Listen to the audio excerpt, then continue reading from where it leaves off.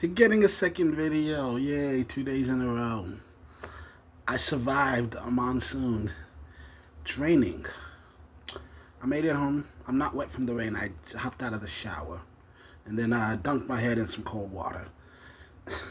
That's a joke. It's actually a reference to something I'm about to talk about. See, I already know what I'm going to title this, so I'm just going to start with that, get it out of the way for the people who are just here for that, and then we'll move on to other stuff later. Let's talk about tribalism in wrestling. Like, it needs to end, because I feel like, first and foremost, it's being fed mostly by the machine. Because I think there are too many people.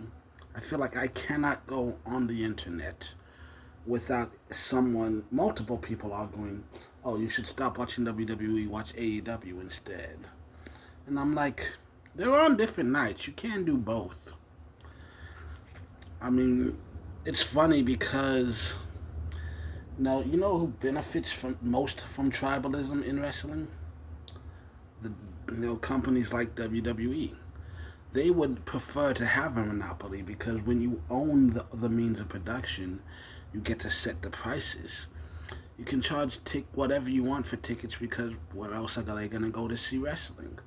You can pay. You can lowball your employees however much you want because where else are they gonna work? And that's the thing. I'm not gonna say WWE is perfect. They do a lot of things wrong, but they do a lot of things right too. You know, there are a lot of things that they do better. There are a lot of things that AEW does better. Like, let's talk about PLEs, because like AEW does a good job of making sure everyone gets involved, which is great. No matter who your favorite wrestler is, you're probably gonna see them. But that's also, uh, excuse me.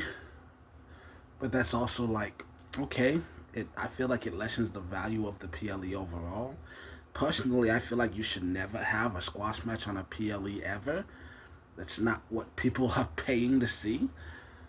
And like you watch AEW and it's like half of these don't need to be here. But I do also appreciate that they have a good pre-show. They have a better pre-show than the WWE. I almost never watch the WWE pre-show. I might have it on just so I don't accidentally miss the beginning of the show, but I don't really sit there and like actively watch it like I do with AEW. And then, you know,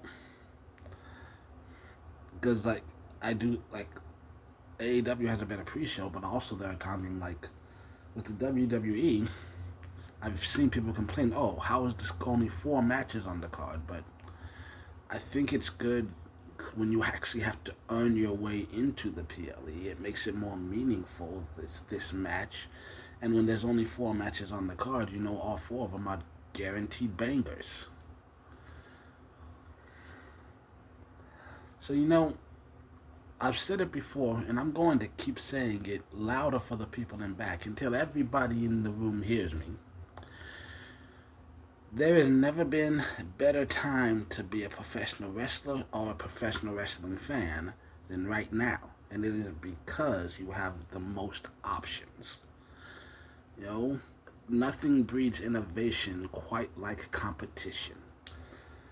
I mean, because characters like MJF and Tony Storm, who are 2 of my favorites in wrestling world right now, they would never have existed in the WWE. Just wouldn't. You know? And I hope they never go to WWE. I've seen a lot of people go back and forth jumping ship. Tony and Max need to stay in AEW until they die. But because like here's the thing between Raw, SmackDown, NXT, Dynamite, Collision, you know, to Impact. I mean, I can turn on my TV 7 days a week and watch wrestling. WWE, AEW, TNA, Ring of Honor, NJPW, Stardom. Uh, did I say Ring of Honor? Yeah, there's a new one that just started popping up. Can't remember it off the top of my head. There's also WoW. I mean, like I said before, even when there's no PLEs, you can turn on the TV 7 days a week and catch wrestling. And some are better than others. I'll admit that. But I think if you truly love wrestling as much as you say you do, why try to pit these companies against each other? Just enjoy the fact that, hey, this is the best time in the history of the world to be a professional wrestling fan. And so with that out of the way, I just want to say, actually, what else was I gonna say? Oh, oh, for those of you who are following, I talked about my Madden thing last night, I think, whatever. I talked about it recently. Won the Super Bowl. Yay! They got out to a 14-0 lead. Drew Brees had 500 yards and 4 touchdowns. He was humiliating our young corners, but even though our secondary wasn't shit, our front seven was owning it. Their star halfback had 8 carries for -8 yards at halftime. And then and when we came out of halftime, at the end of the game, he had like 13 carries for 4 yards. We shut down the run. We eliminated the run.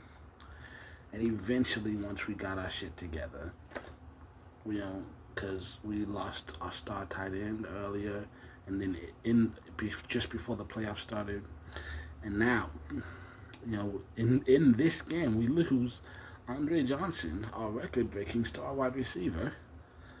We were worried about that, but we held to it. First half sucked ass. Second half, we managed to get 4 interceptions. We made a huge comeback, dominated, came out to a win. And then, now going to the off season, already relocating the team to San Antonio. And for the most part, the team is gonna look pretty much the same. The O-line's going to be rebuilt. The only ones I'm keeping are the left guard and the right tackle. That's not to say I'm not going to look for other guards, but I don't know if I'm going to have room to draft that many. More than likely, my first round draft pick would be a left tackle. I'll try to look for a center, a veteran center in free agency. And then with my later picks, I've only got 2 wide receivers on the roster, so I've got to add depth at wide receiver. I need another starting guard, and I need some help, and I need to look for some safeties. I've got 2 half-decent safeties, so they're not my top priority because I know these guys are capable of being starters. However, if it's at all possible, if it's possible, to find a good safety to be a starter in the later rounds, that's what I'm going to do. And so that's what I'm going to be working on most of tomorrow. I'm going to wake up early. I'm going to be playing that game. And then I'm pretty much just going to be doing that all day just working on the off season for that. And then I'm going to try to fit in. I actually have a game night that night, and then I'm going to try to fit in recording. I don't know if I'm going to have time to edit it, but I'll try to record my review of Jungle Fury. And other than that, I was honestly hoping that I'd be able to come here and talk about the Spurs winning. They didn't. You know what? It's hard because on the one hand, they are doing so much better than I expected. Last year especially was rough, but now this year we've got multiple players winning lots of awards. We got the Defensive Player of the Year, the Rookie of the Year, the Sixth Man of the Year. And they've been playing so well, and we've gotten so far. It would suck to fall short. We still have chance. We just got to win 2 in a row, and that's more than possible. We can do it. Will we? It's hard and it's rough, but not first and foremost possible. Anyway, that's it.